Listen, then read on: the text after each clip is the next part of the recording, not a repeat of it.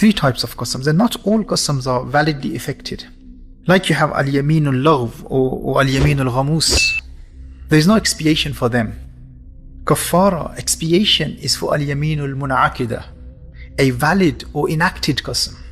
For example, if someone swears by Allah Jalla wa Ala that I will pay back your money tomorrow, or one says that by Allah I will meet you on Monday, and then that person doesn't fulfill the qasam, there is a kaffara for this kind of qasam. There is an expiation or atonement for this qasam. So expiation is for such a qasam that is taken by the name of Allah Jalla wa Ala relating to matters of the future, and the person who takes the qasam, the one who swears by Allah Jalla wa Ala, should be a Muslim, a believer, aqil, sane person, sanity is the condition, and baligh, has reached the age of puberty. So if all of these conditions are found and one swears by Allah Jalla wa Ala and does not fulfill such a qasam, then there is a kafara, a penalty or an expiation for breaking such a qasam.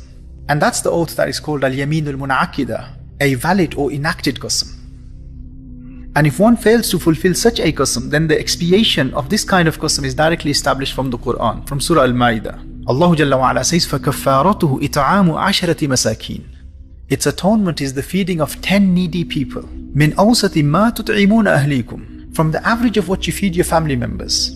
أَوْ كِسْوَتُهُمْ أَوْ تَحْرِيرُ رَقَبَةٍ. Or clothing them, or to free a slave. And then Allah Jalla wa Ala says, فَمَنْ لَمْ يَجِدْ فَصِيَامُ ثَلَاثَةِ أَيَّامٍ. And whosoever doesn't have the means to do this, then that person should fast for 3 days. So remember these rulings. If you swear by Allah Jalla wa Ala that you will carry out an act in the future, or you will refrain from something in the future, but you end up doing the opposite, you end up breaking the qasam. And when you took the qasam, you actually swore by Allah, not on the creation of Allah. For breaking such a qasam, firstly you have one of three options. You either free a slave, which is not relevant in our time. This ruling is not applicable in this day and age. Or you have the option of clothing 10 people, giving each of them at least one garment. The minimum of each should be that in which salah is valid. And the third option is to feed 10 destitute people 2 meals. And that can be feeding 10 different people 2 meals each, or one poor person 2 meals for 10 days. So you can't feed one person 20 meals in one day. It has to be on 10 separate days. And you should feed them to their fill, to their satisfaction. The food should be sufficient to satiate their hunger. Now the food doesn't have to be very expensive, and nor should it be so cheap that you wouldn't feel comfortable feeding your own family. It should be the same kind of food that you would typically feed your own family members. As the Quran says, مِنْ أَوْسَطِ مَا تُطْعِمُونَ أَهْلِيكُمْ.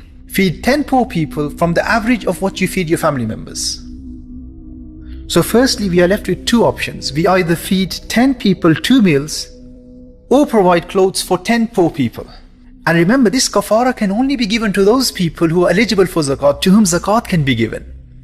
Another point to note is that the people who were given the first meal, the same people must be given the second meal. If you feed another group of 10 people, the kafara will not be valid. And you may feed 10 people 2 meals in one day at different times, or daily you can feed one different person 2 meals. Or you have the option of feeding one needy person 2 meals on 10 different days. Do you follow that?